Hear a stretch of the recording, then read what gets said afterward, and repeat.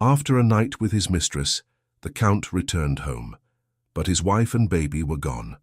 Before we begin this beautiful period romance story, tell me in the comments where you're listening from. I love knowing where you're joining me from. The night had been long, its pleasures fleeting. The Count's carriage rolled through the pale mist before dawn, the horse's hooves striking hollow against the stones. Edward Ashford sat within, motionless, the faint scent of perfume still clinging to his coat. He could not shake it off, nor the memory of Lydia's laughter echoing against silk and candlelight. He told himself it was nothing. One night of weakness. One lapse, easily buried beneath the weight of his duties and name. When the carriage turned down the familiar lane toward Ashford Manor, he let out a breath he hadn't realized he was holding. The world outside was silver with fog. The manor's high windows were dark, except for one faint glow in the upper wing, the nursery perhaps. He smiled faintly at the thought of his son's restless cries. Margaret always rose at the first sound, her hair loose, her hands gentle. For a moment he imagined her waiting for him as she always did, pretending not to notice the hour or the faint smell of wine. The carriage stopped before the main steps. The butler came forward, his expression oddly stiff. Edward dismissed it with a nod. "For you may rest, Henson. I shall not require you till morning." "Yes, my lord," the man murmured. Yet he did not move. Something about his hesitation pricked Edward's nerves. "Is my wife awake?" Henson's gaze flickered. "I believe not, my lord. The household has been unusually quiet."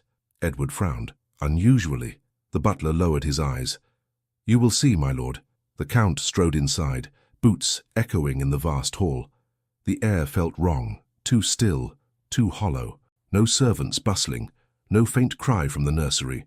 Even the fire in the hearth had burned down to embers. He climbed the stairs 2 at a time and opened the nursery door. The cradle was empty. For a long moment he simply stared.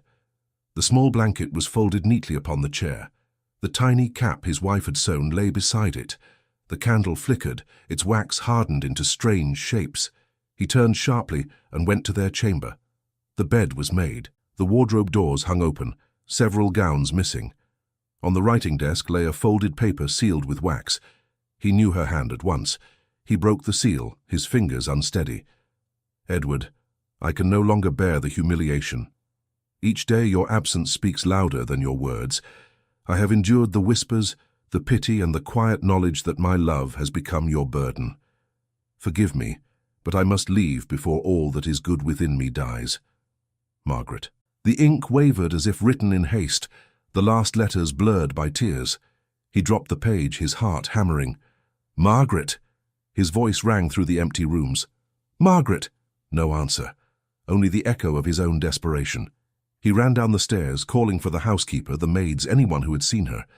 Mrs. Benton appeared at last, her face pale, her hands twisting in her apron. "My lord, she left before dawn. The nurse went with her.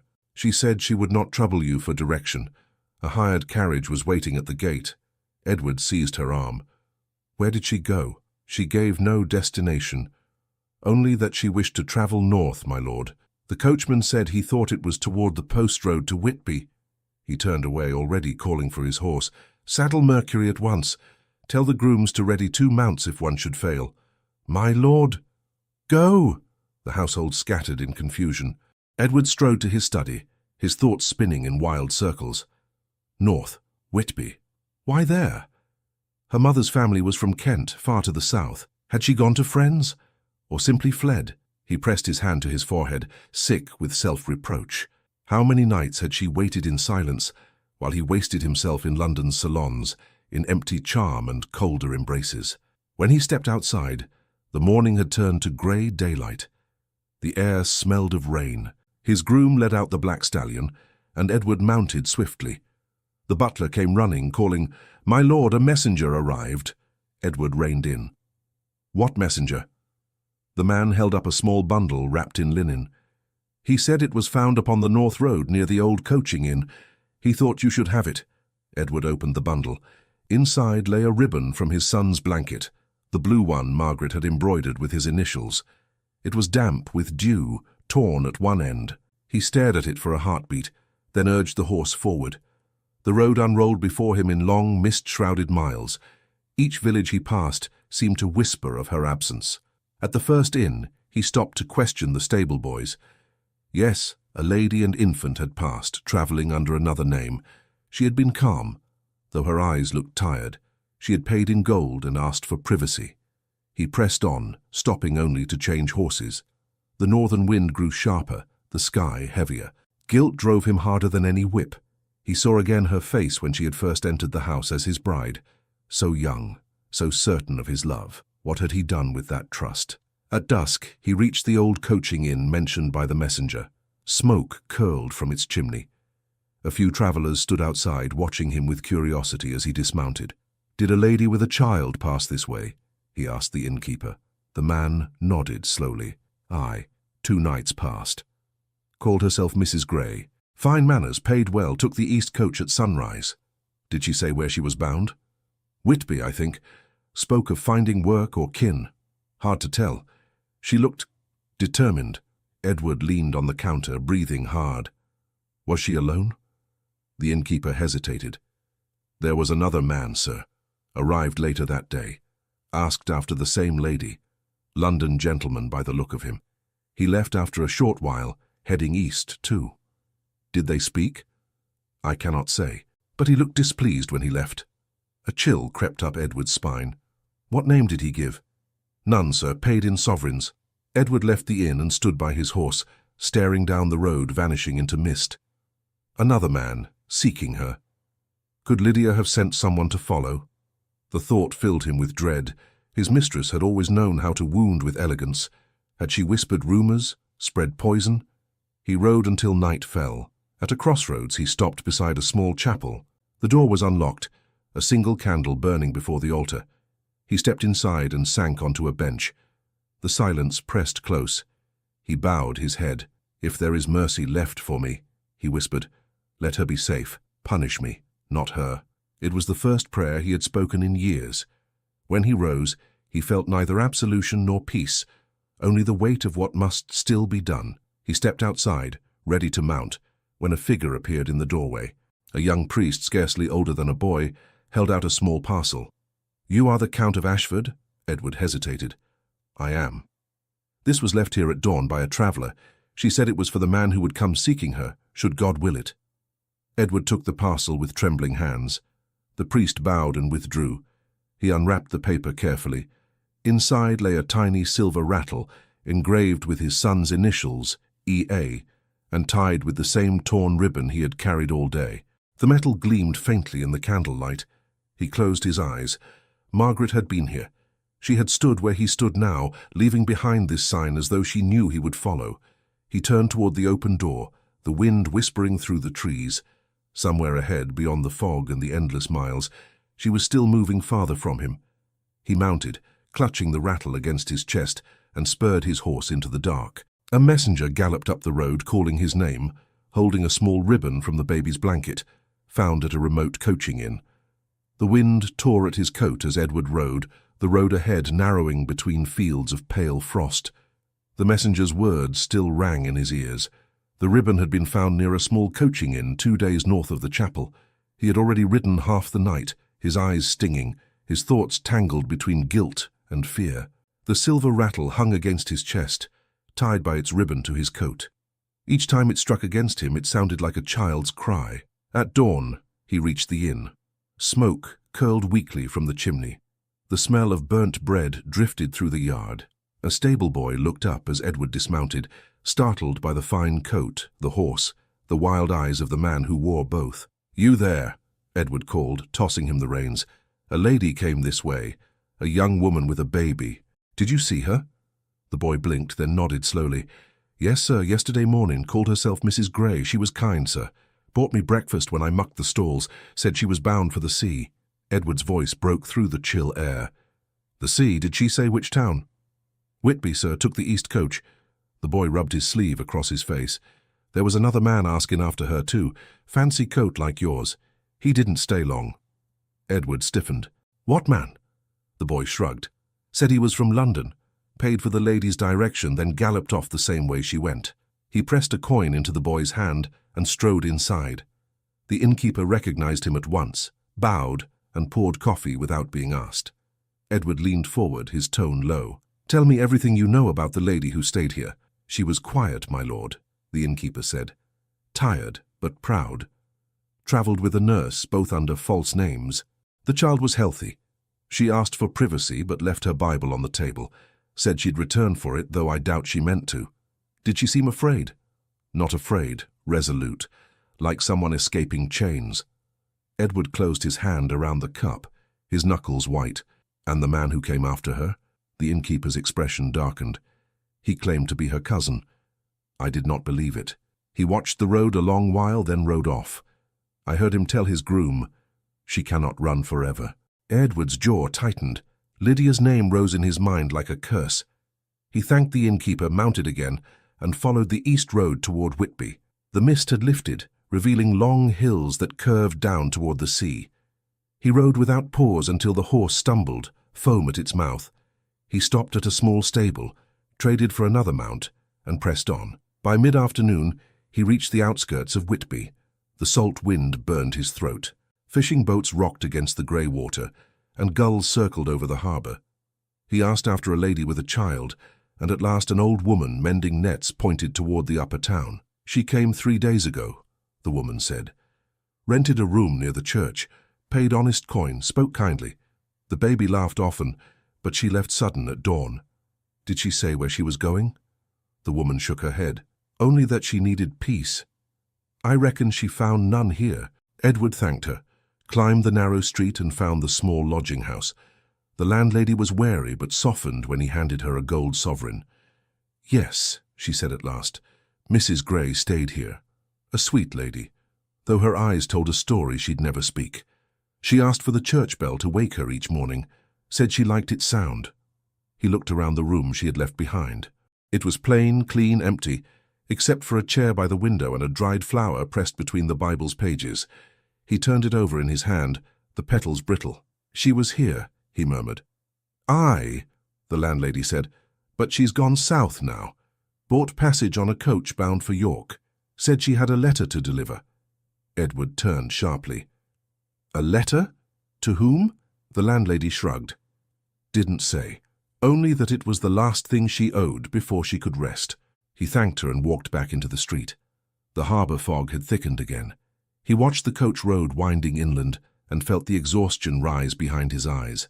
Every trace he found led to another. It was as if she wanted to be found and not found at the same time. He found a small tavern and sat before the hearth, turning the silver rattle over in his hands. When the innkeeper brought him bread and broth, Edward asked, "Have you heard of a London gentleman? Well-dressed, perhaps staying here these past days?" The innkeeper nodded. "Yes, sir. He came last evening, inquiring after a lady and child. Seemed most impatient. Left just after dawn, riding south again, said he'd found what he needed." Edward's pulse quickened. "Did he leave a name?" "No, sir. Only left a coin on the counter and a word I won't repeat before my wife." Edward stood abruptly. "Which road did he take?" "The York Road, sir." Outside, the wind whipped against the tavern sign. Edward mounted again, though every muscle in his body ached. The sun dipped low as he followed the same road the stranger had taken, the same Margaret had chosen. The countryside blurred past him, stone walls, bare fields, and the long shadow of his own guilt. At sunset, he reached another coaching stop. The inn's windows glowed warm through the dusk. Inside, travellers talked in low voices. A barmaid came to his table. "A room, my lord?" "Information," he said. "A woman with a child. She would have come through here." The barmaid smiled faintly. "Ah, yes, I remember her. Gentle, quiet, but firm. She mended the seam of her baby's blanket right there by the fire. Said she was bound for York to meet her husband." His breath caught. "She said that?" "Aye, though she did not look like a woman waiting for love, more like one preparing to test it." Edward's chest tightened. "And the man?" "There was one. Arrived not long after she left. He asked after her too, but when I told him she was gone, he cursed under his breath and rode off." He closed his eyes. The same man again. Lydia's spy, no doubt. What game had she begun? He finished his meal in silence, his thoughts dark. When the barmaid cleared the table, she looked at the rattle beside his plate. "A fine piece, my lord. Your child's?" "Yes," he said softly. "My son's." She nodded, then said, "Then ride fast, sir. The world's colder for a child without his father." He rode again at dawn. The clouds pressed low, the road muddy beneath the horses' hooves. He followed the route toward York, stopping only once to water the animal. By late morning, the great towers of the cathedral rose ahead. The city swarmed with carriages and traders. Edward questioned anyone who would speak to him, coachmen, grooms, market women, but no one had seen her. At last, near the inn by the minster, a washerwoman recalled a lady fitting the description. "She came to send a letter," the woman said, wringing her hands. "Paid me to deliver it to the London post. Her hand trembled so, I offered to write it for her, but she refused." "A letter," Edward murmured. "Did she say to whom?" The woman hesitated. "Only that it would reach a lady in London. Miss Harcourt, I think she said." The name struck him like a blow. Lydia. Margaret had written to Lydia. For what purpose? Plea, forgiveness, or warning? He turned on his heel, heart pounding. If Lydia had received such a letter, she would not stay silent. The woman loved intrigue too much. Margaret's life, her reputation, might already be at risk. Edward ordered a fresh horse and rode south. The days blurred together, fields, milestones, grey sky. He barely slept. When he stopped, it was only to change horses. His mind burned with images. Margaret writing by candlelight, Lydia smiling over a sealed envelope, the gossip that would follow if the contents were cruelly used. On the fourth day, he reached the outskirts of London. The air was heavy with smoke and winter rain. He went straight to Lydia Harcourt's townhouse in Mayfair. Servants whispered as he passed, eyes wide at his dishevelled appearance. Lydia received him in her drawing room, dressed in pale silk, a faint smile on her lips. "My dear Edward," she said sweetly, "you look half alive. Have you ridden from the ends of the earth?" He ignored the jest. "You received a letter from Lady Ashford." Her eyes flickered just once. "I receive many letters, Edward. This one came from York. You will give it to me." She tilted her head, the smile lingering. "Ah, so she writes now. How touching. I wonder, did she think I would betray her?" "Did you?" His voice hardened. Lydia laughed softly. "If I wished to, I could have done so long ago. No, Edward, I merely wished to remind her that hearts can change as swiftly as seasons. Even yours." He stepped closer. "If you have harmed her in any way—" Her gaze sharpened. "What will you do? Ruin me? You have already done so with your silence. She left you, not I." He turned away, pacing. "You know where she is." "Perhaps. But tell me, Edward, if she wished to be found, would she not have come to you herself?" He faced her again. "If you know her whereabouts, you will tell me now." Lydia's hand drifted toward a folded paper on the table. "I know only that she has purchased a cottage in Yorkshire under the name Mrs. Gray. She wrote to me once to ask that I return her ring. I did not reply. Perhaps I should have." He snatched the paper before she could move it. It was a bill of sale for a small property near Ripon. His heart leapt with hope. "This will do." She laughed, but it sounded brittle. "You'll find nothing there but your own shame." He left without another word. The street outside was darkening under rain.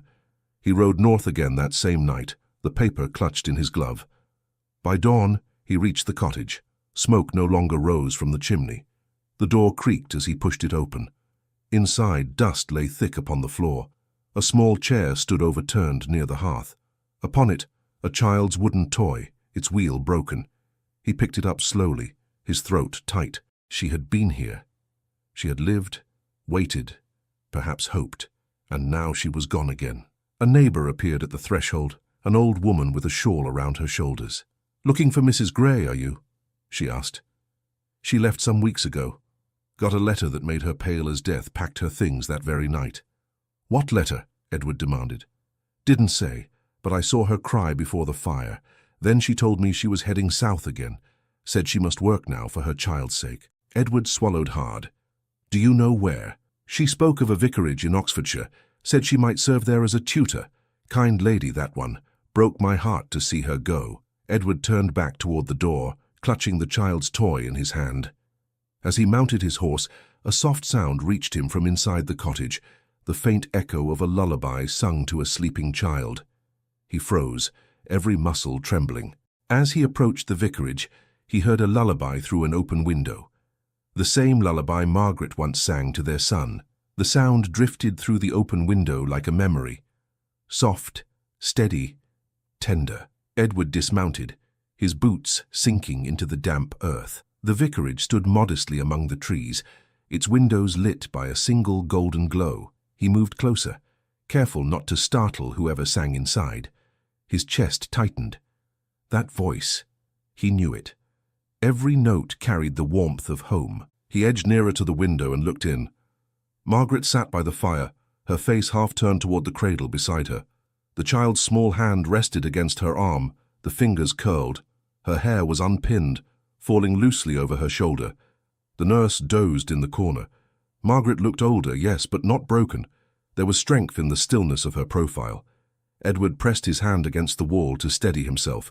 He wanted to run inside, to fall at her feet, to say her name aloud, but he stood frozen, afraid that the sound of his voice would make her vanish like smoke. When the song ended, she rose, covered the child with a blanket, and turned toward the window. Her gaze lifted for an instant and met his. The moment stretched, soundless and bare. Margaret did not scream. She only drew the curtain closed. Edward exhaled as if struck, then walked to the front door and knocked. His knuckles trembled against the wood. Footsteps approached. The door opened to reveal a servant, young and uncertain. "Good evening," Edward said, his voice unsteady. "I wish to speak with Mrs. Gray." The servant frowned. "Mrs. Gray is resting, sir. May I tell her who calls?" He hesitated. "Tell her it is Edward Ashford." The servant's eyes widened. "My lord?" "Yes," he said quietly. "Please." The door shut. Edward waited, his heart pounding. The sound of footsteps returned. Lighter now, hesitant. The door opened once more. Margaret stood before him. For a long moment, neither spoke. She was pale, yet composed. Her eyes, once so gentle, now held caution. Her hands were clasped tightly before her. "Edward," she said at last, "why have you come?" He tried to speak, but the words caught. "Because I had to. Because every road led me here." Her voice remained calm. "You should not have followed me." "Margaret!" She lifted a hand to stop him. "I left for a reason. You know it." "Yes," he said, stepping closer. "I know it too well. I betrayed you, and I would give my life to undo it. But I could not bear not knowing where you were, if you were safe." Her gaze softened for an instant. "We are safe. I found the cottage, the ribbon, the rattle. Every step of your journey, I feared—" He broke off. "Did you not receive my letters?" She shook her head. "I asked not to. I could not bear your words then. Then let me speak them now." Her composure wavered. "What is there left to say?" "That I was a fool," he said, his voice low. "That I mistook comfort for love and pride for freedom. You were my home, Margaret, and I left it empty. I do not ask you to forgive me. I only ask you to believe that I see now what I destroyed." Tears shone in her eyes, though she blinked them away. "Do you know what it is to wake each day and wonder if your husband's heart lies elsewhere?" "Yes," he whispered, "for I have wondered if yours lies beyond my reach forever." She turned from him, her voice trembling. "You must go. The vicar and his family have given me kindness and work. If they knew who I was, it might bring trouble upon them." He stepped forward. "Then let me speak to them. Let me set it right." She looked back sharply. "You cannot set right what has already been done." He drew a breath. "At least allow me to see our son." Her expression softened. "He is sleeping. Then I will be quiet." She hesitated, then nodded once and led him inside. The small room was warm, smelling faintly of bread and wood smoke. The cradle stood near the hearth. The child's chest rose and fell in soft rhythm, his cheeks flushed with sleep. Edward knelt beside him. His voice shook. "He's grown," he murmured. "He looks like you." Margaret's lips curved faintly. "He has your eyes." He looked up at her. "Thank you for keeping him safe. I did what I must." He rose slowly. "Margaret, do you mean to stay here forever?" "I mean to live," she said simply, "and to raise him without bitterness. I have no wish to be your enemy. I never wanted that.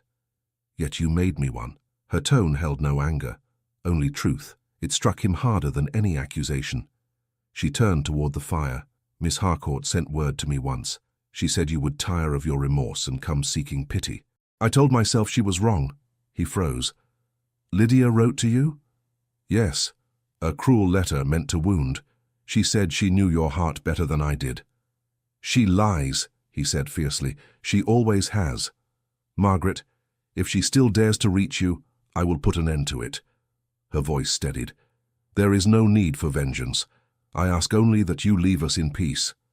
I cannot, he said, not while she holds any power to harm you. There are letters.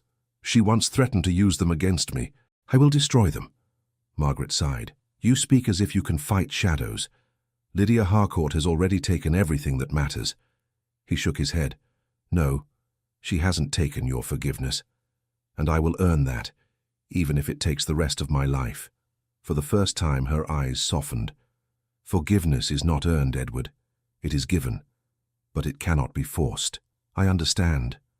She looked at the sleeping child. Then go. I will not have him wake and see tears on my face.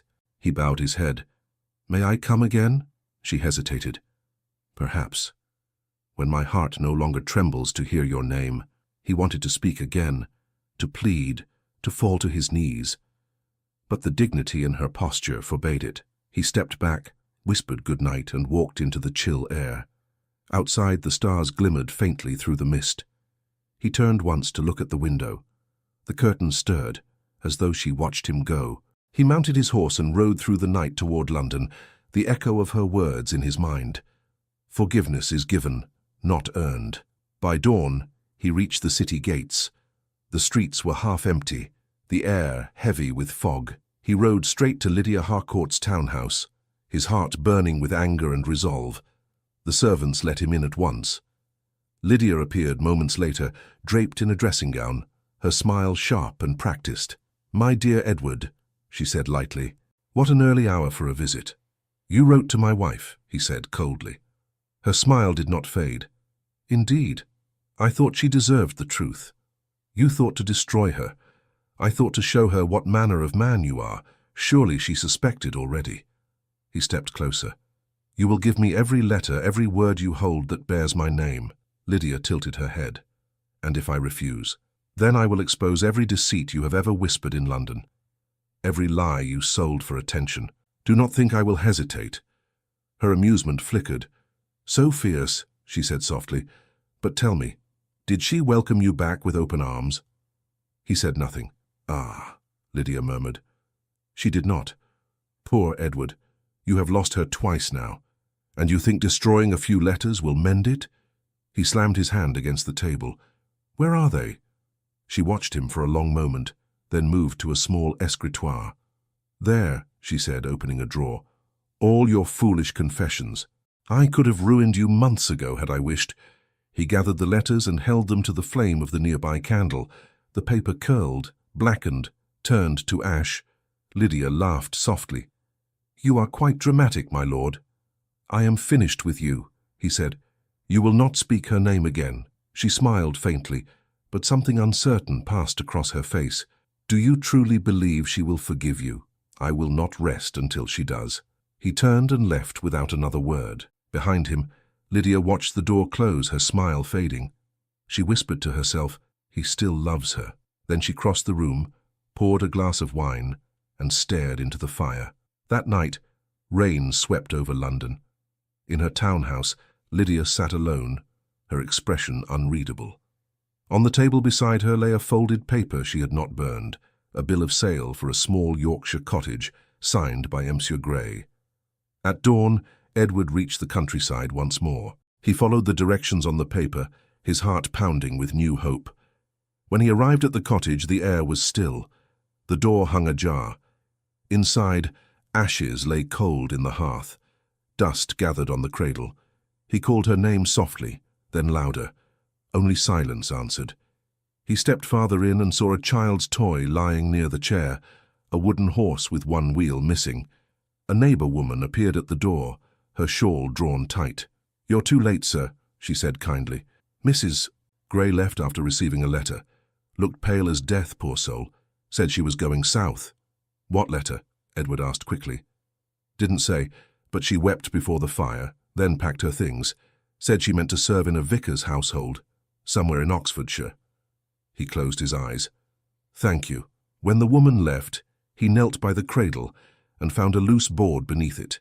Inside lay a half-finished letter, his name written at the top. If ever you seek me, know that I am safe and that my heart will forgive you, but not yet. The words blurred before his eyes.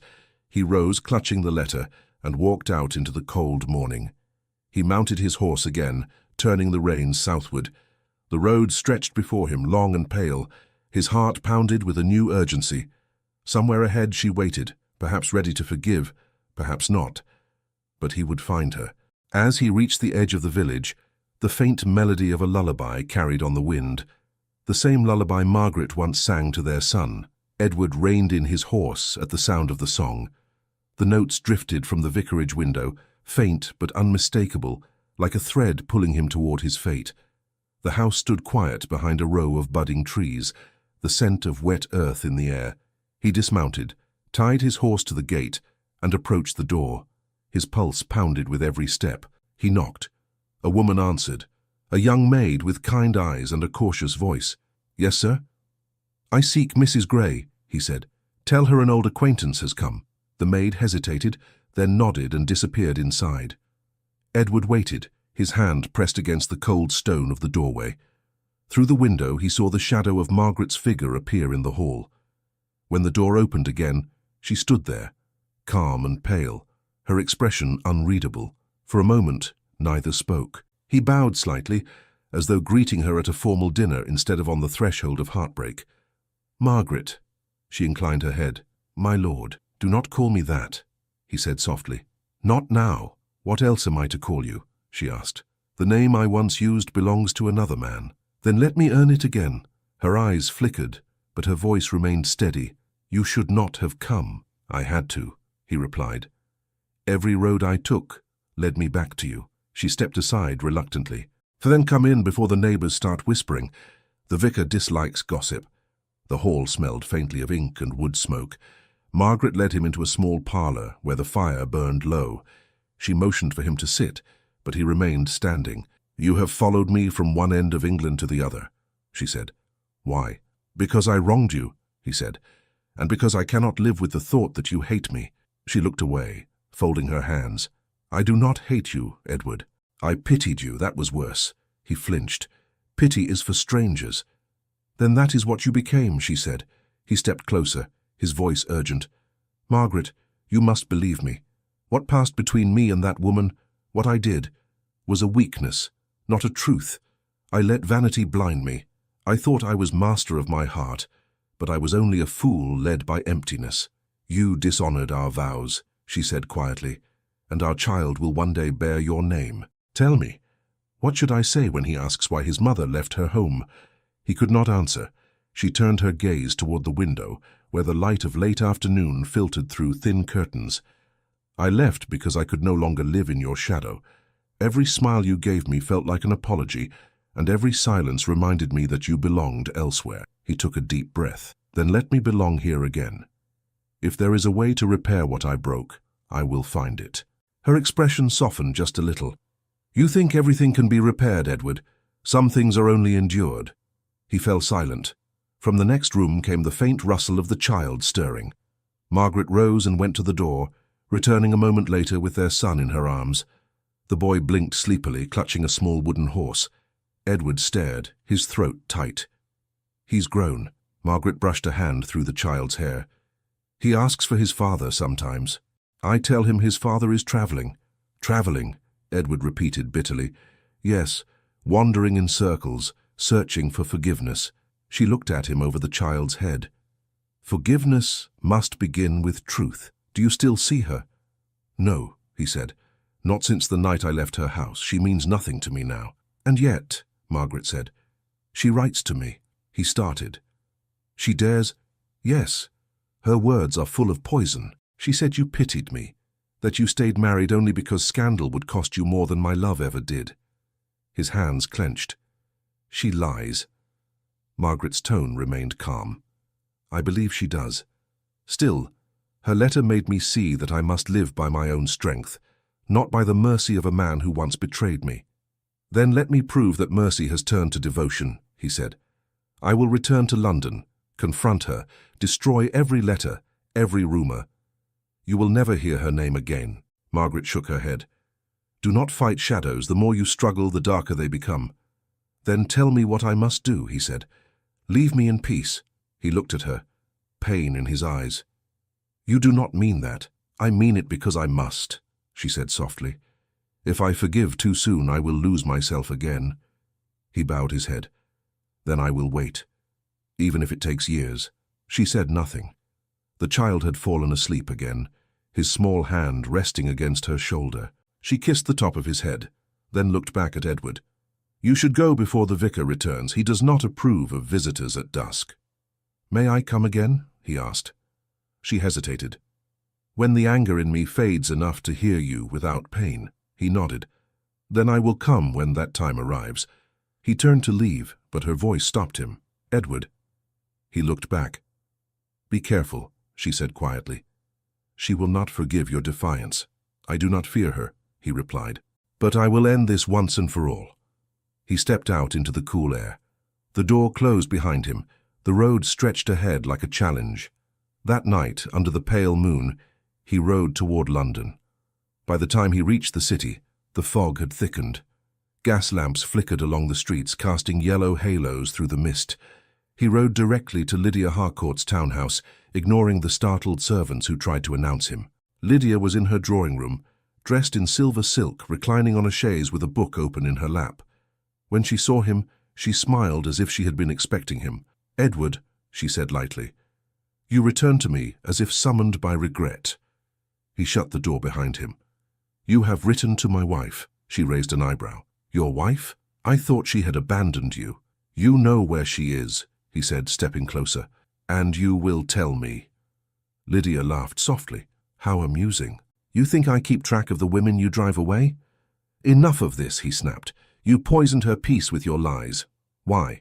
Because I could, she said simply. Because it pleases me to see pride humbled. He stared at her, astonished by the cruelty behind the calm. You have no heart. On the contrary, she said, standing, I have one, and you once enjoyed its devotion. You tired of it, as you will tire of her forgiveness. I will never tire of her, he said. You were a mistake born of vanity. Margaret is my truth. Lydia's composure faltered for an instant, then hardened. And yet, you come to me, chasing after her ghost. He ignored the taunt. You know where she went after leaving the vicarage. Lydia's lips curved. Why should I help you? Perhaps I prefer her far away, where she can't tempt you to virtue. He caught sight of a folded paper on her desk, a bill of sale bearing the name M. Gray. He seized it. What is this? Nothing of importance, she said quickly. It is her handwriting, he said. You do know where she went. He turned for the door, but Lydia's voice stopped him. Edward, she said softly, she will never love you as she once did. You will chase her until you break yourself. Then let me break, he said without turning. Better that than live half a man. He left the house without another word. Behind him, Lydia stood motionless, the candlelight flickering over her pale face. When the door closed, she whispered to the empty room, He still loves her. Edward rode through the night once more, the paper clenched in his hand. The address led him to a small cottage near the moors, hidden by a grove of trees. When he reached it at dawn, he found silence. The door was unlatched, the windows shuttered. Inside, dust covered the floor, a cold hearth. A single chair overturned near the wall. He picked up a small toy beside it, a wooden horse, its wheel broken. A voice startled him. You're looking for Mrs. Gray? He turned. A neighbor woman stood in the doorway, wrapped in a shawl. Yes, he said. Where is she? Gone, sir. Left weeks ago. Got a letter that made her pale as death. She packed that very night. Said she was bound south to work for a clergyman's family. Edward's breath caught. Did she say from whom the letter came? No, sir. Only that it spoke of London. He thanked her, pressing a coin into her hand. When she left, he stood alone in the quiet room. The ashes in the hearth were cold, but in the cradle's drawer he found a folded note. It bore his name. If ever you seek me, know that I am safe, and that my heart will forgive you, but not yet. The handwriting blurred as he read. He pressed the letter to his chest, then turned toward the open door. Outside, the wind whispered through the trees, carrying the faintest trace of a melody. It was the lullaby Margaret used to sing to their son, soft, haunting, and near enough to make him believe she was still listening. He mounted his horse, eyes fixed on the southern road. Somewhere ahead, she waited, closer than before, yet still beyond his reach. That night, as he rode through the deepening dusk, a servant intercepted him on the road, breathless from haste.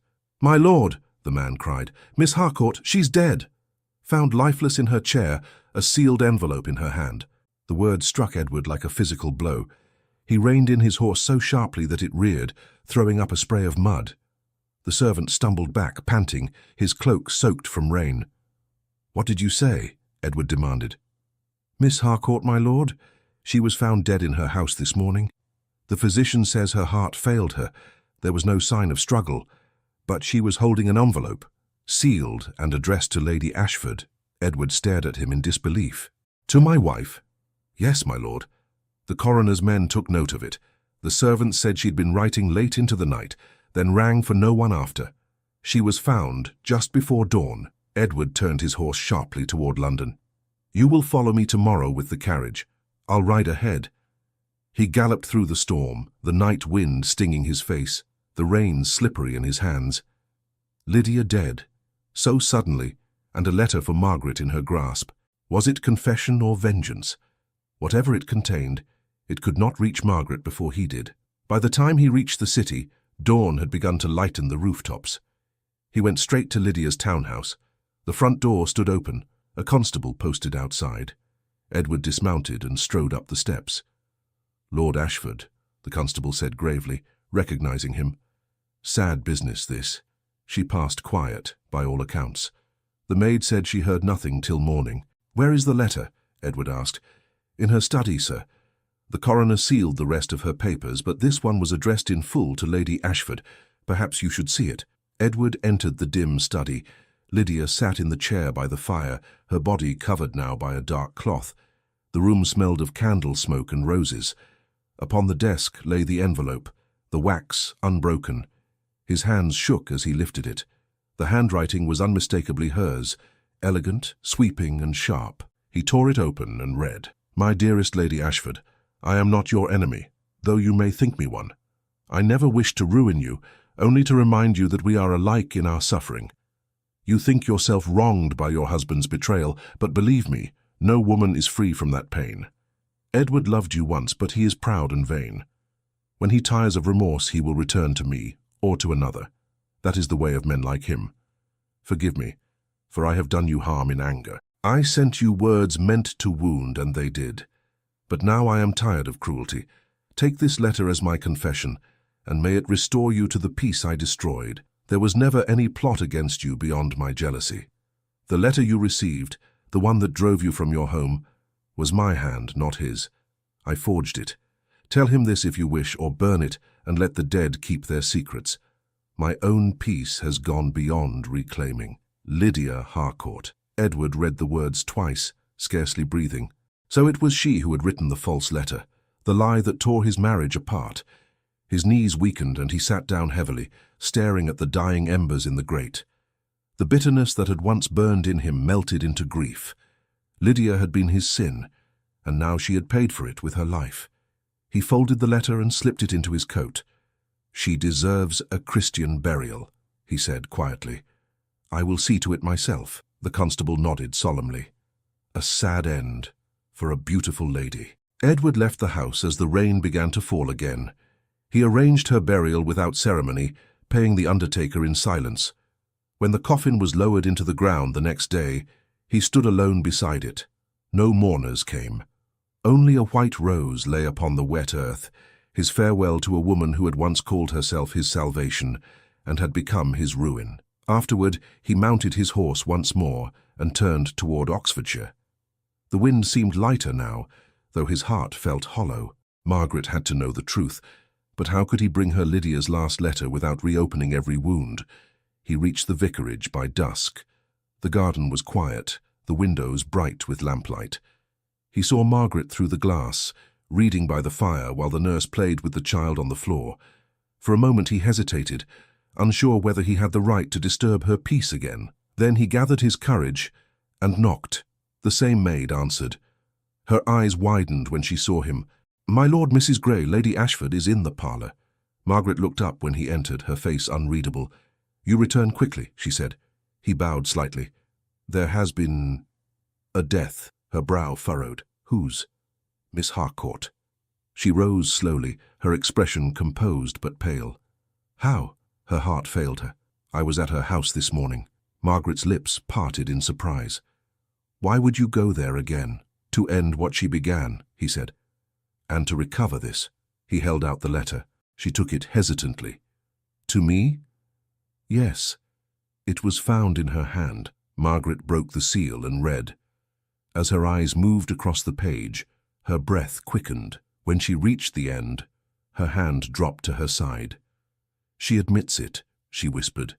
"She wrote the letter, the one that drove me away." "Yes," he said softly. "She confessed it in her last hour." Margaret sank into the chair, the paper trembling in her hand. "All this time I believed you meant to cast me aside, that you had written those words yourself.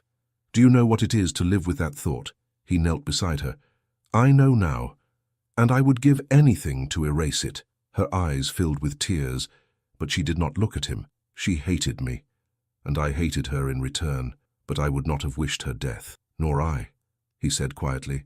"She was lost before she ever wronged us. Let her rest." Margaret was silent for a long moment. Then she whispered, "I cannot understand how jealousy can drive one to such cruelty." He looked at her, his voice low. "Jealousy was born of what I gave her, the illusion of love. I do not deny my guilt, but her death must not be in vain. Let it end this chain of misery between us." She turned toward him at last. "You speak of endings, Edward, but I am weary of endings. I long for something that can begin again." "Then let this be that beginning," he said. "Not for the sake of our title or our estate, but for our son, for the truth we both lost sight of." Her tears fell freely now, but her voice was steady. "You still do not understand. Forgiveness is not a promise to forget. It is a decision to live despite remembering." He bowed his head. "Then let me live in that truth with you." She did not answer. Instead, she rose and crossed the room to the cradle, where the child slept. She stood for a long time watching him. Then, without looking back, she said, "You may stay until morning. He will know your face when he wakes." Edward's voice broke. "Thank you." The night passed quietly. Margaret said little, but her silence was not cold. It was heavy with thought, as if her heart were testing each memory of him against the letter in her hand. Edward sat by the hearth, unable to sleep, listening to the slow rhythm of his son's breathing. At dawn, he saddled his horse again. Margaret met him at the door, her face calm in the pale light. "Where will you go now?" she asked. "Home," he said simply, "to set our affairs in order. If you choose to return, the house will wait for you. If not, I will not force you." She nodded slowly. "I do not yet know what I will choose." "Then I will wait for your answer." She held the letter to her chest. "Do you believe in redemption, Edward?" "I believe in you," he said. A faint smile touched her lips. "Then perhaps there is hope." He bowed, mounted and rode away without looking back. Days passed before she decided to follow him. The vicar's wife helped her pack, the nurse carried the child, and by the end of the week, Margaret was on the road to London. Her heart beat faster with every mile. The pain of betrayal no longer burned. It ached like a wound beginning to heal. When she arrived at Ashford Manor, the gates stood open. The air smelled of rain and new blossoms. She entered the great hall and paused. The house was quiet, yet not empty. Edward's voice came softly from the drawing-room. "Margaret." She turned. He stood there, weary but peaceful, holding a folded paper, the letter she had once left on his desk the night she fled. "I have read your words 1,000 times," he said, "and each time I saw the woman I wronged and the strength I did not deserve." Her eyes glistened. "And what do you see now?" "A chance to begin again." She looked at him, uncertain, yet drawn forward by the gentleness in his tone. "You think love can rise from ashes?" "I think it already has." He reached for her hand, and for the first time in many months, she did not pull away. The warmth of his touch trembled between them. From outside came the sound of hooves, a messenger riding hard up the drive. The steward appeared in the doorway, his face grave. My lord, there is urgent news from London. The council demands your presence. A scandal has broken over Miss Harcourt's death. They say you are implicated. Edward's fingers tightened around the edge of the letter still in his hand. The steward's words echoed through the quiet hall like thunder. A scandal. His name entangled in Lydia's death. For a long moment he said nothing. The colour drained from his face, yet his voice remained calm. "Tell them I will come at once," he said. Margaret stepped forward. "Edward, what are they saying?" "That I had a hand in it, no doubt," he answered, his tone clipped. "Her death was sudden, her reputation notorious, and my name too close to hers for comfort. London will always choose the worst story." Her expression filled with alarm. "You cannot go alone. You must not." "I must," he said. "If I delay, they will think me guilty." Margaret took his arm. "Then at least let me come with you." He shook his head. "No, your return to London now would only fan the flames. Stay here, protect our son. I will send word as soon as I can." She hesitated, torn between fear and trust. "You promised no more secrets, Edward." He looked into her eyes, the sincerity raw in his voice. "And I keep that promise. There will be none. Whatever the council says, I will tell you all." The steward coughed softly. "The carriage is ready, my lord." Edward nodded. "Thank you, Benton." He turned back to Margaret, pressing her hand briefly. "Whatever happens, believe that I will not yield until the truth is known." Her eyes glistened. "I believe you," she whispered.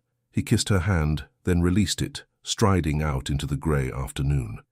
The carriage wheels splashed through puddles as it rolled away down the drive. Margaret stood at the door until it vanished beyond the trees. The journey to London took a day and a half through endless rain. When Edward arrived, the city felt colder than he remembered. Rumour already hung over the streets like smoke. Servants whispered as he passed. Old acquaintances turned away. By evening, he stood before the dark doors of the council chamber, his coat heavy with travel dust. Inside, a half-circle of solemn faces awaited him, men of power, grey-haired and grave. Lord Greville, the eldest among them, spoke first. "Lord Ashford, you know why you have been summoned." "I do," Edward said. "You were the last to see Miss Harcourt alive," Greville continued. "The coroner's report suggests she died within hours of your visit. The servants say voices were raised. They claim she appeared distressed after you left." Edward met their eyes steadily. "We spoke, yes. There were harsh words. I went to reclaim letters that should never have been written. I left her alive and unharmed. She died by her own hand, or her own illness. I cannot say which." Lord Greville studied him. "There is no evidence of violence. Still, her death has stirred talk in every parlour from Mayfair to Westminster. Some say you quarrelled over your wife's disappearance." Edward's voice sharpened. "Those who spread such tales know nothing of honour. Lady Ashford left me because of Miss Harcourt's deceit, a deceit Miss Harcourt confessed in writing before her death. I have that letter." He took the folded paper from his coat and placed it on the table. The council members bent over it, reading in silence. At last Lord Greville sighed. "This letter clears you of cruelty, perhaps, but not of indiscretion. A nobleman's sins weigh heavily when they stir public shame. You have endangered the dignity of your title." Edward's shoulders straightened. "Then strip me of it if you must. I care only that my wife's name is freed from scandal." A murmur ran through the chamber. Greville leaned back, regarding him with reluctant respect. "You speak boldly, my lord. Few men would surrender honour for truth." "I lost my honour long before this," Edward said quietly. "Now I seek only peace." The elder nodded slowly. "The council will deliberate. For now you may go, but you will remain in London until we reach a conclusion." Edward bowed and left. Outside, the fog rolled thick through the streets. He walked aimlessly until he reached the edge of Hyde Park, where lamps glowed faintly through the mist. He thought of Margaret waiting at Ashford Manor, wondering if she regretted her faith in him. He could not bear that thought. At a small inn nearby, he rented a room. He spent the night writing, letters to his solicitor, to the steward, to Margaret.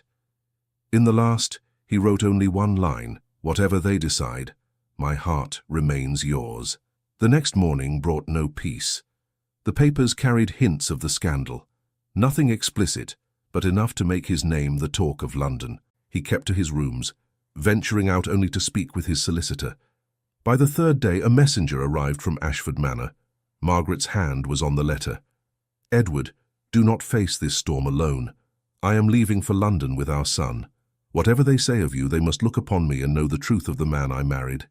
If they would judge, let them judge us both." Margaret. He read the words twice, his heart torn between fear and gratitude. He wanted her near him, yet dreaded the cruelty of the gossip she would face.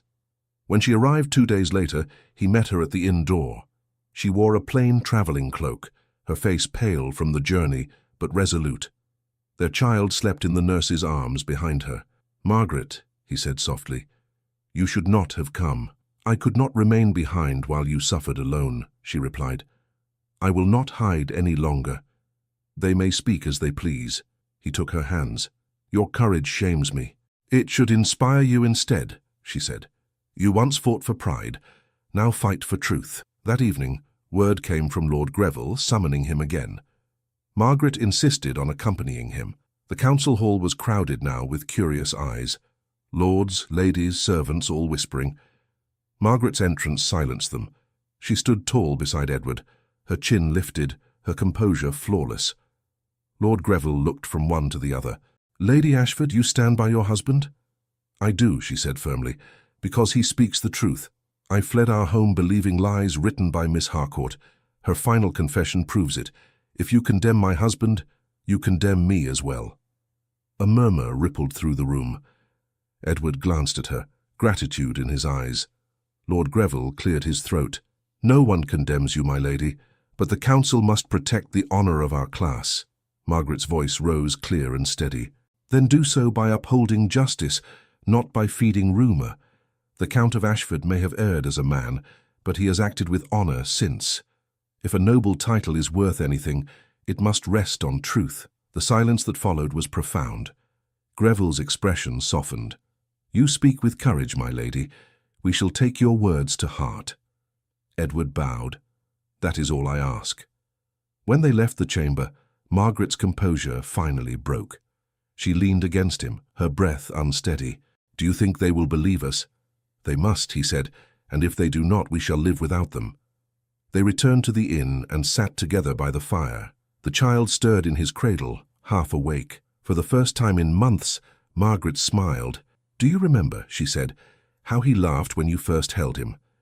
I thought then that nothing could come between us." "Nor shall again," Edward replied. "If we must start anew, we will." She rested her hand on his. "Then let us begin with truth. Tell me everything, Edward, even what I do not wish to hear." He hesitated, then spoke. He told her of the night he first met Lydia, of the vanity that led him astray, of the guilt that grew when he realized what he had lost. She listened without interruption, her face pale but calm. When he finished, she said quietly, "You have carried this burden alone too long. But confession is not punishment, it is release." He looked at her in wonder. "You forgive me?" "I am learning to," she said. "Each word you speak makes it easier." They sat in silence after that, the fire crackling between them. For the first time, the air felt free of ghosts. The next morning, a knock sounded at the door. The steward entered, his face alight with relief. "My lord, my lady, the council has spoken. You are cleared of all suspicion. They have declared Miss Harcourt's death a misfortune, and the case closed." Edward exhaled slowly. Margaret gripped his hand. "Then it is over," she whispered. He turned to her. "Not over, renewed." That evening they walked together through the quiet streets. The rain had stopped and the lamps shone like gold through the mist. Margaret paused beside the river. "The city no longer frightens me," she said softly. "Perhaps because I have faced worse within my own heart." Edward looked at her. "Will you come home, Margaret?" She met his gaze. "Home is not a place, Edward. It is peace. If we have found that, then yes." He reached for her hand. "Then let us go home." They returned to the manor within the week. The staff greeted them with cautious smiles. The house, once shadowed by silence, seemed alive again. That evening, as they walked through the gardens, their son toddling between them, Margaret stopped beside the old stone bench where they had once quarrelled long ago. "Do you remember," she said, "the last words I spoke before I left? I told you I could no longer bear the humiliation. I remember every syllable. And now?" she asked. He looked at her gently. Now I see that humility was what I needed most. She smiled, tears bright in her eyes. Then perhaps we have both learned something worth keeping. The air was cool, the first hint of spring threading through it. Somewhere beyond the trees a lark began to sing. Margaret took a deep breath, her face turned toward the house, glowing in the twilight.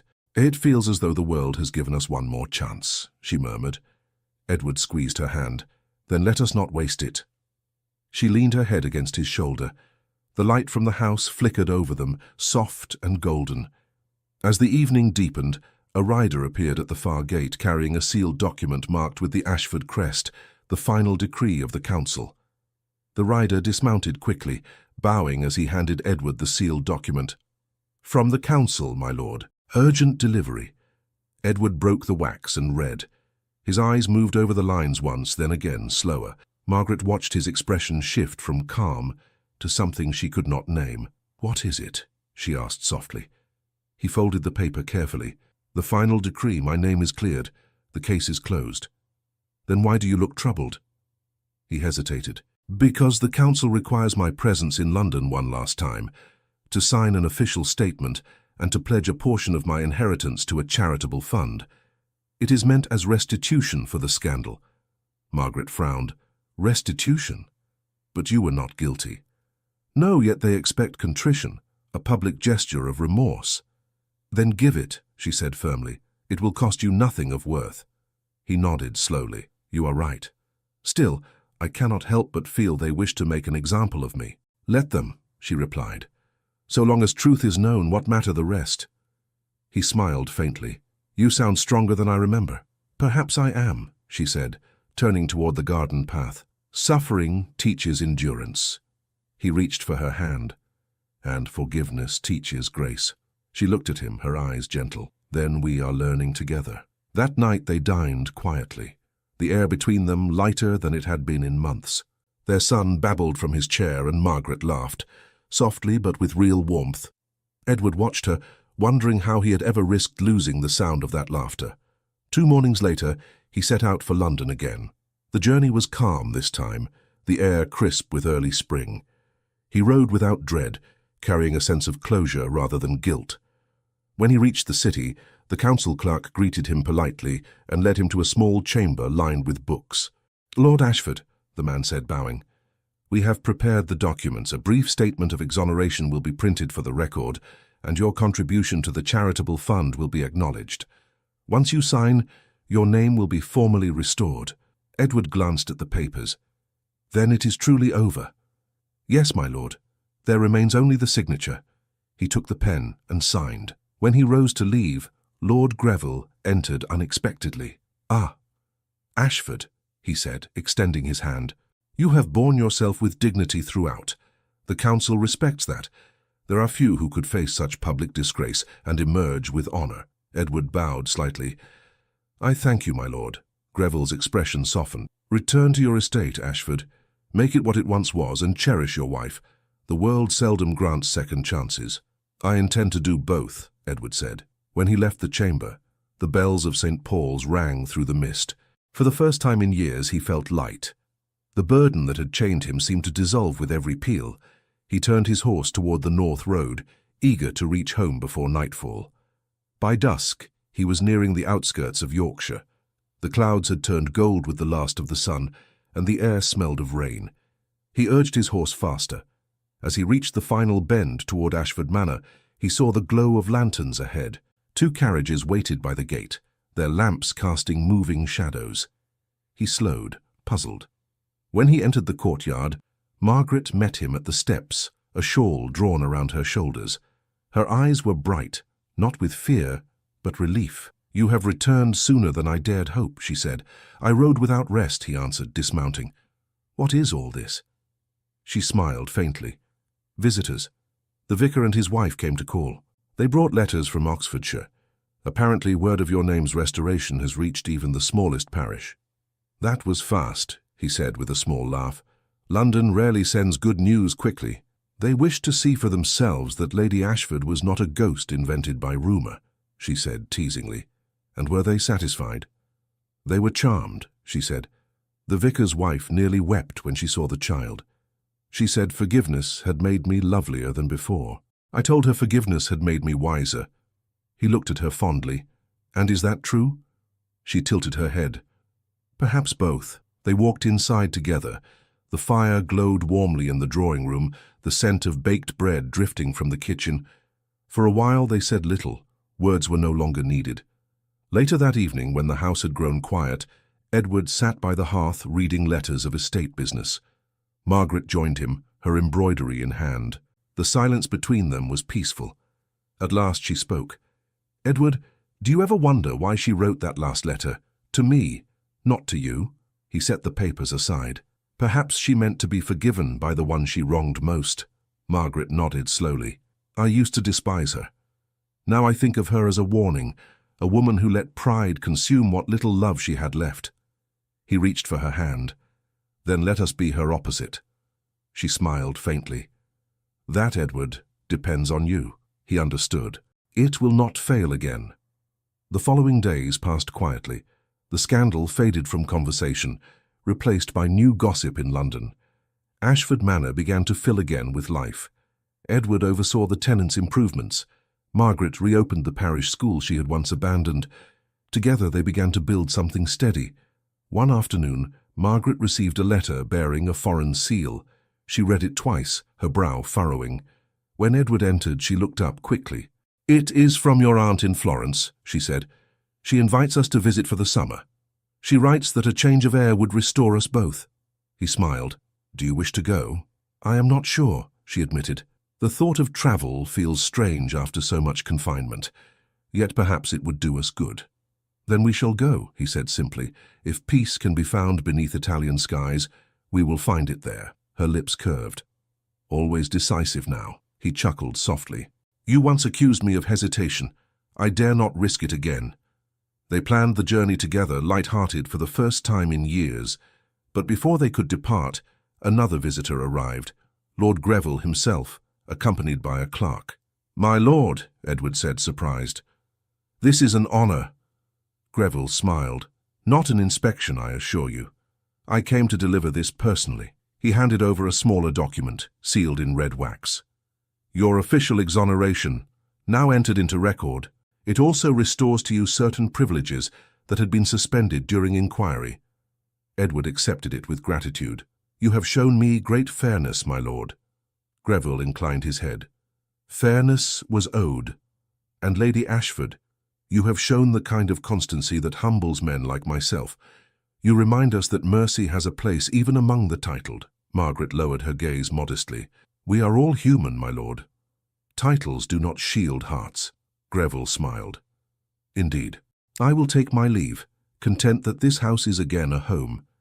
When the carriages rolled away, Margaret turned to Edward with a thoughtful expression.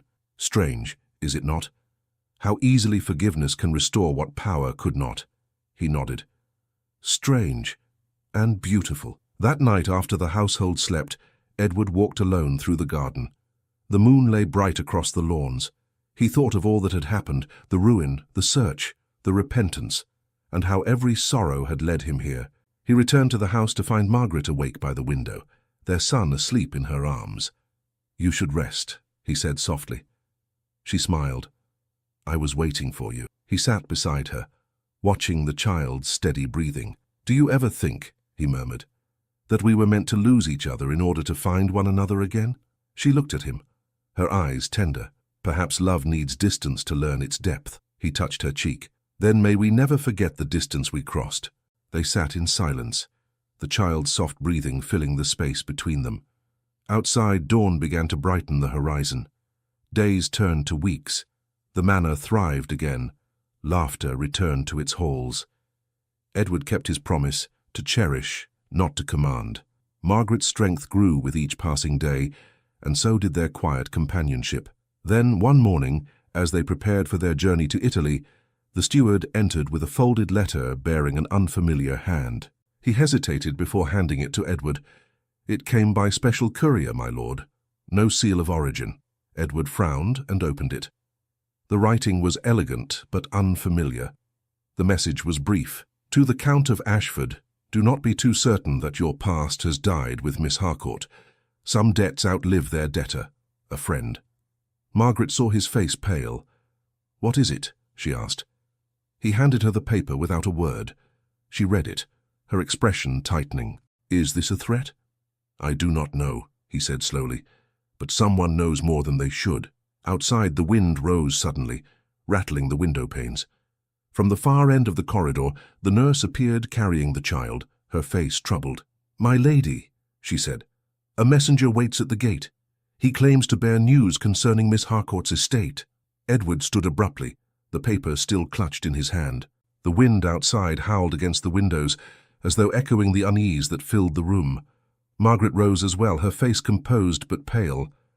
"Show him in," Edward told the steward. Moments later, the messenger entered, a tall, thin man in a travel-stained coat. His eyes darted nervously from one corner of the room to the other before settling on Edward. "You bring news concerning Miss Harcourt's estate?" Edward asked. "Yes, my lord," the man said. His voice trembled slightly. Whether from exhaustion or fear, Edward could not tell. "I was sent by her solicitor, Mr. Fellows of Chancery Lane. He begs your attendance in London once more. Certain papers have been discovered among the late Miss Harcourt's possessions, papers that concern your family directly." Margaret glanced at Edward. "What kind of papers?" The man hesitated. "Letters, my lady. Not between yourself and Miss Harcourt, but between her and another party. They suggest that Miss Harcourt acted not alone in her schemes against the Ashford name." Edward's eyes narrowed. "Another party? Who?" "I cannot say, my lord. Mr. Fellows insists he must speak with you in person. He described the matter as delicate." Margaret stepped forward. "Delicate how?" The messenger lowered his gaze. "He would not say more, only that the discovery alters the understanding of Miss Harcourt's death." Edward's voice was low but firm. "Tell Mr. Fellows I will come to him tomorrow." The man bowed quickly, relief flooding his face. "Thank you, my lord. I shall return with your reply." When he was gone, the silence in the room felt heavy. Margaret turned to Edward. "You cannot go alone this time. I will not remain here while some new intrigue unfolds in London. I fear it may be nothing more than idle gossip dressed in legal formality," he said. "Or it may be something far worse," she replied. "If there are still secrets hidden in Lydia's affairs, they must be faced together." He studied her face for a long moment, then nodded. "Together, then." They set out the next morning. The road to London stretched grey and damp beneath a restless sky. Margaret sat beside him in the carriage, her hands folded in her lap. Neither spoke much, but their silence was one of strength, not distance. When they arrived in the city that evening, Mr. Fellows received them at his office, a narrow building filled with papers and the smell of ink.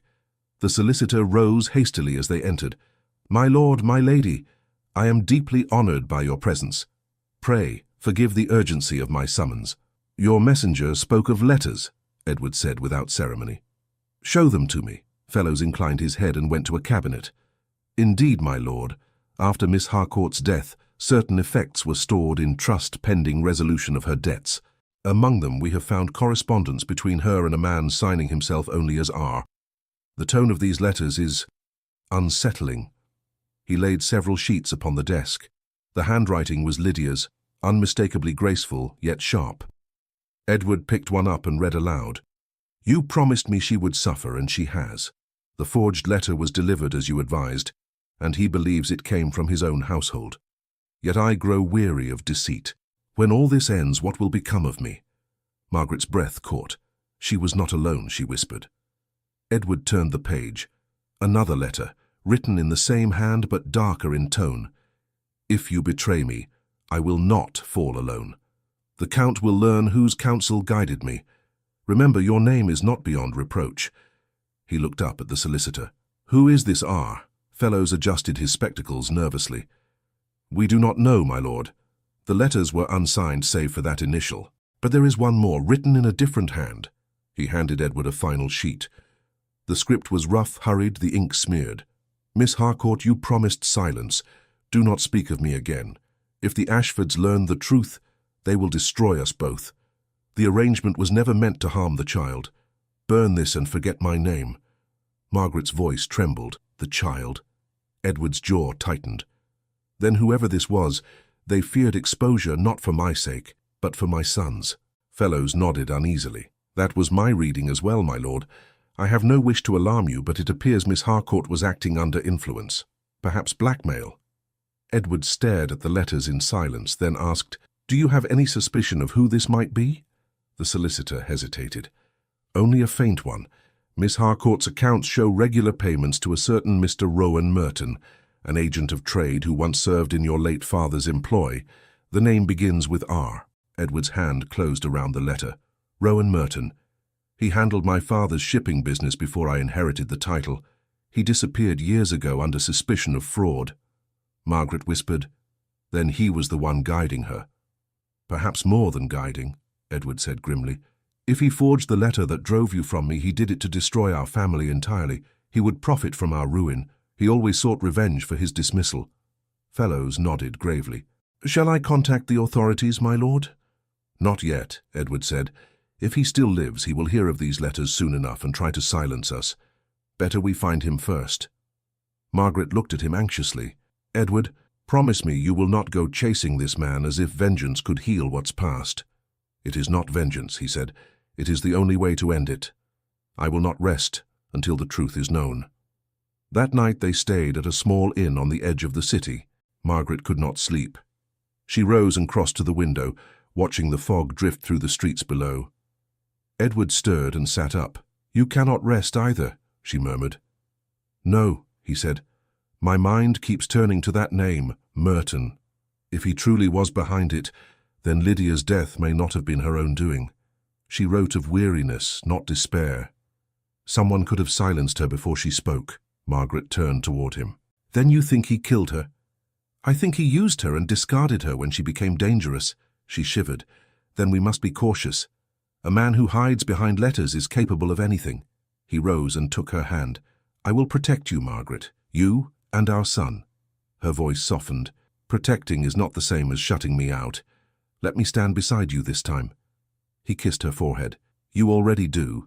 The next morning, Edward went to the old harbour district where Merton had once kept his offices. The buildings were half deserted now, the air thick with salt and smoke. An old dockmaster remembered him. "I, Mr. Merton," the man said, "left here years back after some scandal with accounts. I heard he took lodgings in Greenwich near the river." Edward thanked him and left a note for Margaret before setting out again. By evening he reached a narrow street of boarding houses by the Thames. He knocked on the door of one. A tired-looking woman answered. "Merton?" he asked. She frowned. "Rowan Merton? He's here no longer. Moved out 2 weeks ago. Said he was heading north. Yorkshire way, I think." Edward felt his pulse quicken. "Did he say why?" She shook her head. "Only that he had business with old employers." He turned away, a chill running through him. North. To Yorkshire. To Ashford Manor. He hired a fresh horse and rode through the night. The moon broke through clouds, lighting the road like silver. By dawn he saw the familiar hills rising before him. When he reached the manor gates, the guard ran forward. "My lord," the man cried. "A stranger came during the night, said he was an old friend of your father's. He asked for you but left when we said you were away." Edward's voice was sharp. "Where did he go?" "He took the path toward the village, sir." Edward spurred his horse forward. The morning mist clung low to the fields. He rode hard, his heart pounding with dread. When he reached the village, the baker pointed toward the chapel hill. A man came by at sunrise asking after the manor. Rough-looking, carried a satchel. Edward galloped up the hill, the church bell tolling faintly in the distance. Near the crest he saw a figure standing by the old stone wall, a man of middle years, coat threadbare, face partly hidden by the brim of his hat. "Rowan Merton," Edward called. The man turned slowly. A faint smile curved his lips. "Ah, the Count himself. I wondered how long it would take." Edward dismounted, striding forward. "You forged the letter. You drove my wife from her home." "I corrected an injustice," Merton said coolly. "Your father dismissed me with nothing. You inherited the fortune I built for him. Lydia Harcourt was my instrument, and your own sins made her useful. You used her and killed her." Merton's eyes glinted. She became inconvenient. "I warned her to keep silent. But she wrote too much." Edward's hands clenched. "You will answer for it." "I already have," Merton said quietly. "My days are numbered. But I thought you should know how fragile your honor truly was. One letter, and it crumbled. Edward took a step closer. You destroyed an innocent woman's life for revenge. And you, Merton said, destroyed it for vanity. We are not so different, my lord. Before Edward could reply, footsteps sounded behind him. He turned. Margaret was running up the hill, breathless, the nurse and child in the distance. "Edward!" she cried. "He came to the house. He left this." She held out a small parcel wrapped in paper. Edward tore it open. Inside lay the silver rattle of their son, tarnished but intact. Merton's voice drifted softly. "A reminder of what you nearly lost." Edward turned back, but the man was gone, vanished into the mist beyond the wall. He ran to the edge of the hill, but only the empty fields stretched below, the fog swallowing every trace. From the valley came the faint sound of hooves fading toward the woods. Edward stood motionless at the crest of the hill, the fog curling around him like breath. The sound of hooves faded into nothing. Margaret's voice broke through the silence. "Edward, what did he say? Who was that man?" He turned toward her, still gripping the rattle in his hand. "Rowan Merton, my father's former agent. He was behind it all. Lydia, the forged letter, everything. He sought revenge for his dismissal." Her eyes widened. "Revenge? After all these years?" "He blamed my father for his ruin," Edward said. "And when that could not be undone, he turned to ruin me instead. Lydia was his weapon." Margaret looked down at the silver rattle. "He left this to mock you." "No," Edward said slowly, "to remind me of what he failed to take." The child began to cry, startled by the chill wind. Margaret hushed him softly. Edward reached out and touched the tiny hand that gripped her shawl. "He will never come near us again," he said quietly. They returned to the manor under a lowering sky. The servants hurried to meet them, their faces anxious. Edward gave orders at once for the gates to be watched and messengers sent to the magistrate. By evening, all of Yorkshire would know that Rowan Merton was wanted for fraud, forgery, and conspiracy. When the doors finally closed and the house settled into uneasy silence, Margaret turned to him. "Will you tell the magistrate everything?" "Yes," he said. "There will be no more secrets. Merton's lies end with him." She nodded slowly. "And if he is never found?" Edward met her gaze. "Then we will still be free. The truth is no less true because the guilty escape justice." She studied him for a moment, then reached for his hand. "You speak differently now, with peace, not pride." He smiled faintly. "I think I have learned what peace costs." That night rain began to fall. Edward could not sleep. He walked through the long corridors, past the nursery where Margaret sang softly to their son. He paused outside the door, listening to her voice. Steady, gentle, unbroken. For the first time the sound did not fill him with guilt, but with gratitude. The next morning brought an official letter from the magistrate. Merton had fled north toward Scotland. His trail was faint but clear. Edward read it without anger. "Let him run," he murmured. "His punishment is already upon him." Margaret, reading over his shoulder, whispered, "Then it is truly over." "Yes," he said, "at last." In the days that followed, life at Ashford Manor began to feel whole again. The servants smiled without hesitation. The neighbours, once curious and cautious, returned with warm congratulations. The air around the estate seemed lighter, touched with spring. One afternoon, Edward stood by the garden wall while Margaret supervised the planting of new rose bushes. Their son sat on a blanket in the grass, laughing as the nurse held a bright ribbon above his head. "You used to hate that sound," Margaret said with a smile. "I feared I didn't deserve it," Edward replied. "Now I can't imagine the world without it." She glanced at him. "What will you do now that the scandal is behind you?" "Live," he said simply. "Serve my people better than my father did. Perhaps even serve my wife better than I once did." Margaret's laughter was soft but real. "You have already begun." They walked through the garden together, their hands brushing now and then like a quiet promise. For the first time since their marriage, the silence between them held comfort rather than distance.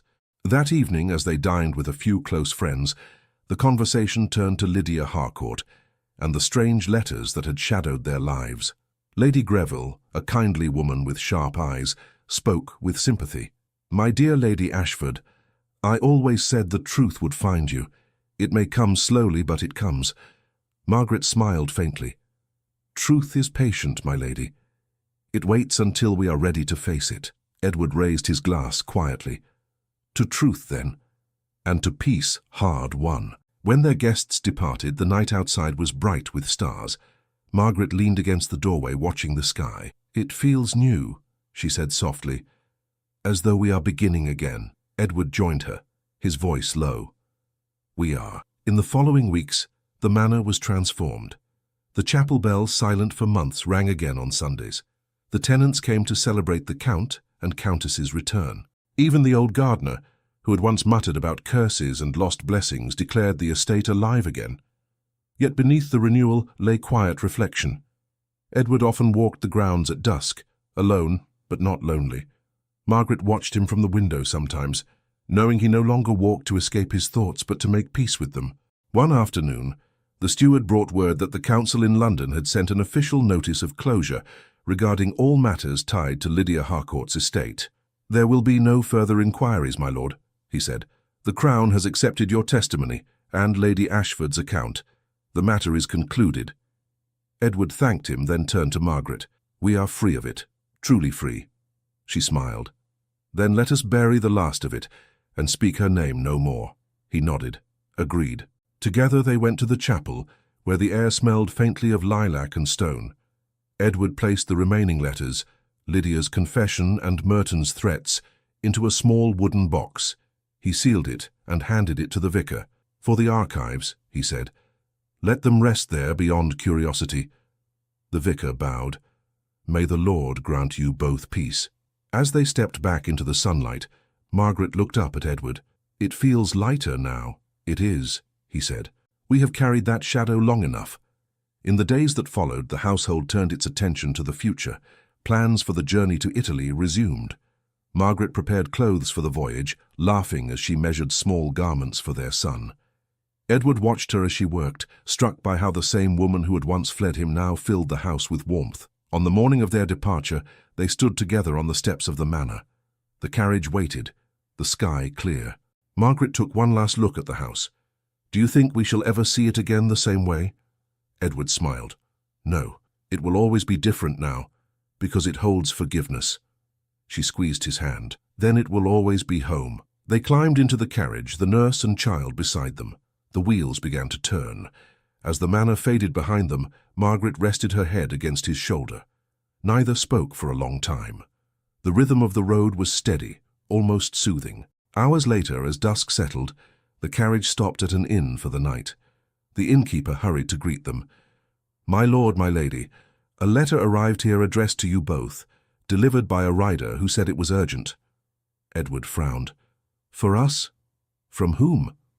The man shook his head. He would not say, only that it was from the north. Margaret took the letter, her hands steady, but her heart uneasy. She broke the seal. Inside was a single page, the writing unfamiliar, the message brief. To the Count and Countess of Ashford, you need not fear the ghost of Rowan Merton. He is dead. His body was found at the foot of the northern cliffs, carried by the tide. The magistrate believes it was an accident. Margaret read the words aloud, her voice barely above a whisper. Edward took the paper, his jaw tightening as he read. So it ends, he said finally. He has met the justice he escaped. She reached for his hand. Then, let this be the end, truly. He nodded. Yes. No more letters, no more shadows. They ate a quiet supper by the fire, saying little. Outside, the wind rustled through the trees, carrying away the last of winter's chill. Later, as Margaret prepared for bed, she found Edward standing by the window, staring into the dark. Are you at peace now? She asked. He turned to her, his expression gentle. I think I am. For the first time, I see our lives not as a chain of mistakes, but as a path that led us here. She smiled softly. Then tomorrow let us begin the new chapter. Yes, he said, taking her hand. Tomorrow. The next morning sunlight streamed through the windows. The carriage waited once more, ready to carry them south toward the sea. The nurse bundled the child in a blanket, and Margaret laughed when he reached out for her necklace. As they drove away, the countryside unfolded in color, fields bright with spring, rivers gleaming like glass. Edward leaned back, his arm around his wife and child. For the first time, there was no past behind them to chase, only the future ahead. The road wound gently down toward the coast, where the air smelled of salt and promise. And at the moment the carriage reached the rise overlooking the sea, Margaret turned to Edward and said, "You have kept your vow, my love. We are free." The sea stretched before them like a sheet of silver, bright beneath the morning sun. The carriage stopped at the crest of the hill overlooking the coast, the horses tossing their heads impatiently. Edward stepped out first, the wind sweeping through his hair. He turned to help Margaret down. Her veil fluttered in the breeze, and for a moment she looked like the same girl he had once met in the garden of his father's house, full of grace and quiet fire. She took his hand, smiling faintly. "So, this is our new beginning. It feels like the first real one," he said. Below them, the town shimmered with the colors of spring, white sails, red roofs, and the faint scent of salt and lemon drifting from the shore. The sound of gulls mingled with laughter from the harbor. Their son reached for the air, his little hands waving toward the sea. Margaret laughed softly. "He thinks he can catch the wind." Edward's gaze lingered on her. "So did I once, but now I think the wind has caught us instead." She met his eyes, warmth rising in her cheeks. "Then let it take us somewhere gentle." They descended toward the harbor where a small vessel waited, a private sloop arranged by Lord Greville himself. The captain bowed as they approached. "The Morning Star, my lord. She'll carry you to Calais by sunset." Edward nodded. "Thank you." He turned to Margaret. "Are you ready?" She looked at the ship, then back at him. "Yes. For the first time, I'm not afraid of where we're going." They boarded together, the child in Margaret's arms, the nurse following behind. As the sails unfurled, the ship glided smoothly away from shore. The coastline receded, and the air grew soft and salt-sweet. Margaret leaned against the railing, watching the water shimmer.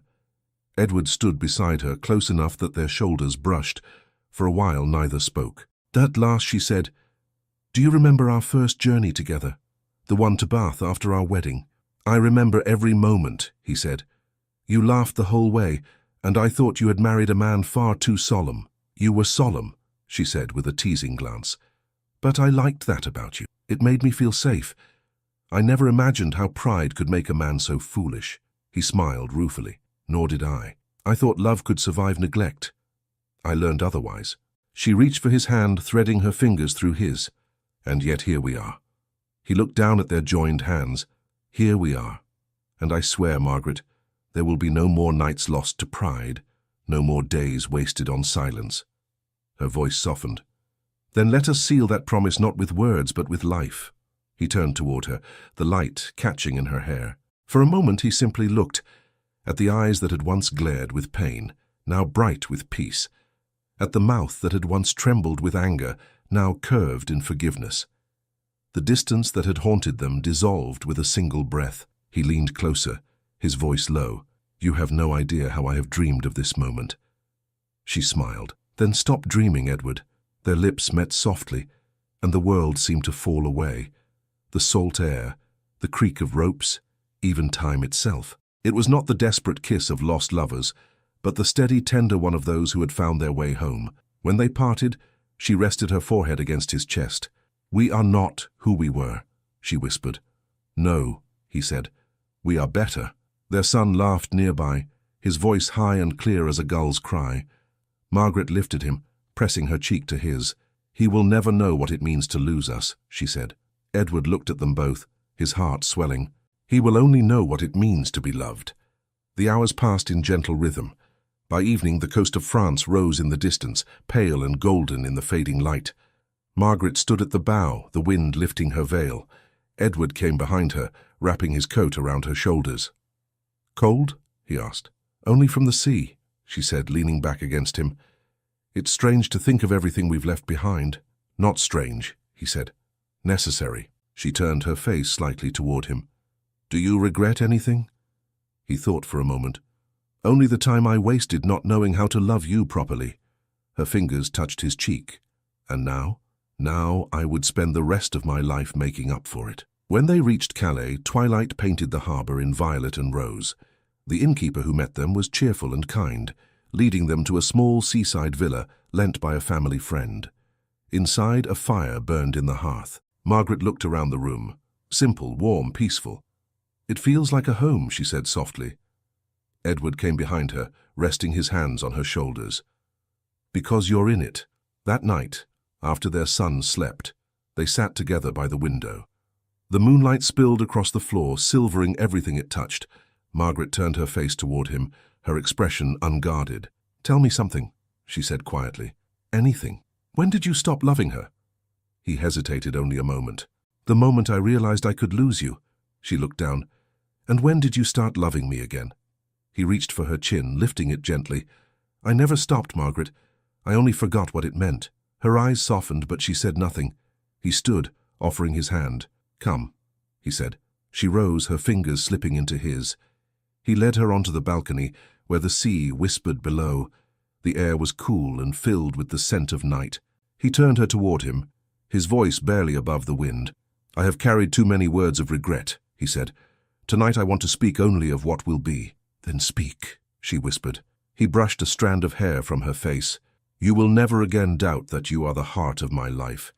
You will never again wait alone for a man who should have been beside you. From this day until my last, I will honor the woman who taught me that love is not a privilege. It is a gift." She closed her eyes for a moment, the tears catching in her lashes. "And I will never again doubt that forgiveness can heal anything." He drew her closer. "Then we are whole." Their kiss deepened, slow and tender, the years of distance melting into warmth. The world beyond the balcony faded into sound and light, the surf against the rocks, the distant hum of the town, the steady beat of their hearts. When at last they parted, she rested against him, her voice soft. "Do you believe in destiny, Edward?" "I believe in grace," he said, "and in second chances." They stayed on the balcony until the stars burned bright. When they returned inside, the fire had dimmed, but the air was still warm. They sat side by side before it, hands entwined, watching the flames dance. Margaret spoke first. "Do you think people change?" "Yes," he said, "but not because they wish to, because love leaves them no choice." She smiled faintly. "Then we have both changed." He brushed his thumb over her wedding ring. "Not changed, become what we were meant to be." Outside, the sea sighed against the shore. The sound filled the room like a lullaby. Margaret leaned against him, her eyes heavy with peace. Days passed softly in France. They walked through the streets of Calais, visited the market where fishermen called to one another in cheerful tones, and watched their son chase pigeons across the square. The townspeople smiled to see them, an English couple, graceful and quiet, marked by something unspoken that drew affection without words. In the evenings they dined by the sea, laughing easily. Edward found himself telling her stories from his youth, the foolish things he had never thought to share before. She listened with amusement, her eyes glowing in the lamplight. One night, as they walked along the shore, Margaret stopped to look at the moon reflected on the water. "Do you think we will ever return to Yorkshire?" "Perhaps," he said, "when our son is old enough to remember it with joy, not sorrow." She nodded. "Then let that be our promise, to return when joy calls us home." He smiled. "And until then, we build a new life here." The weeks turned into months. Spring gave way to early summer. Their villa became a haven of laughter and light. Edward began to write letters to his steward, sending money to restore the village school and repair the church roof. Margaret taught their son to walk among the garden paths, her laughter mingling with his delighted cries. One afternoon, as the three of them picnicked beneath the olive trees, Margaret turned to Edward with a smile that carried both mischief and tenderness. "Do you remember what you once told me, that forgiveness is given, not earned?" "I do," he said. "Then I should tell you something," she said, her voice low. "I forgive you not because you earned it, but because I learned that love is larger than pride." He looked at her with quiet awe. "You have given me back my soul. And you," she said softly, "have given me back my trust."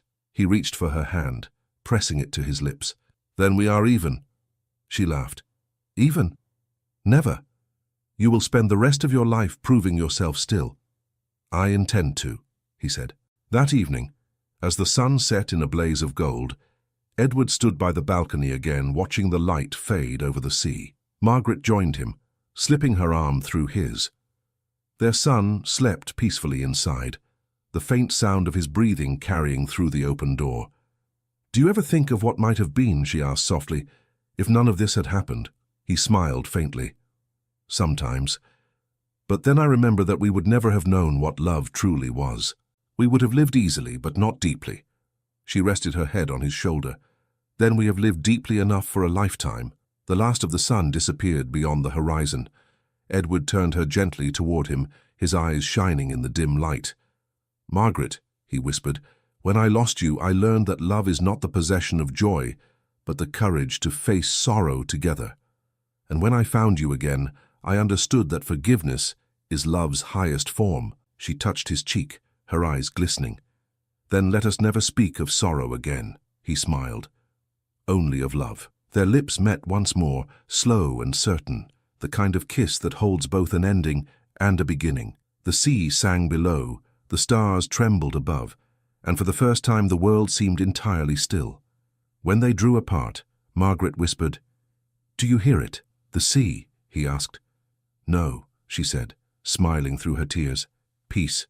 He held her close, the sound of their child's soft breathing mingling with the hush of waves. Morning came bright and warm. The sun spilled through the windows, painting the room in gold. Margaret woke to the sound of Edward's laughter as he played with their son by the window. She lay still for a moment, watching them, her heart full. When Edward turned and saw her awake, he crossed the room in 2 strides. "Good morning, my love," he said, his voice full of quiet joy. She reached for him, drawing him down beside her. "Good morning, Edward." Outside, the waves rolled gently against the shore, carrying away the last whisper of the past. And in that soft light, holding each other close, they began at last to live the life they had nearly lost. Thank you so much for listening to this story all the way to the end. We hope it moved you as much as it moved us while telling it. We'd love to hear your thoughts. Leave us a comment telling us where you're listening from and what you liked the most. Rate this story from 0 to 10. What score would you give it? If you enjoyed this story, don't forget to subscribe to the channel and leave a like as a show of support. That really motivates us to keep creating and sharing more stories full of emotion and life lessons. And before we go, we want to remind you that an exciting and heartwarming story recommendation will appear on the final screen. If you'd like to enjoy it, just click on the video. Thank you once again for being here, and we'll see you in the next story.